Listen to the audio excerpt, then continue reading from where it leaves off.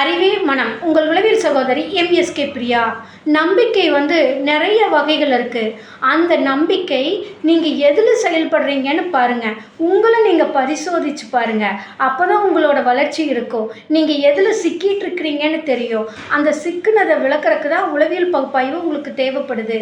அப்போ உங்களோட நம்பிக்கை அழிக்கக்கூடிய நம்பிக்கையில் செயல்படுதா, செயல்படுத்தக்கூடிய நம்பிக்கையில் செயல்படுதா, வளர்ச்சிக்கான நம்பிக்கையில் செயல்படுதா, அல்லது சுய நம்பிக்கைங்கிற பேரில் செயல்படுதா, இல்லை பிறர் மீது நம்பிக்கைங்கிற பேரில் செயல்பட்டுக்கிட்டு இருக்கா, இல்லை இறை நம்பிக்கையில் செயல்பட்டுக்கிட்டு இருக்கா, இல்லை எதிர்காலத்தில் பற்றின நம்பிக்கையில் செயல்பட்டுக்கிட்டு இருக்குதா, இல்லை மதிப்புகள் கொடுக்கக்கூடிய செயல்பாட்டில் நம்பிக்கை இருக்கா, அறிவியல் ரீதியான நம்பிக்கை இருக்குதா, ஆதாரம்னு சொல்லக்கூடியதில் நம்பிக்கை இருக்குதா, இப்படி உங்களோட நம்பிக்கை எதில் நோக்கி செயல்பட்டுக்கிட்டு இருக்குது, உங்களோட சிந்தனை எண்ணம் எதில் செயல்படுது, அதுதான் உங்களுக்கு வளர்ச்சி கொடுக்கும்.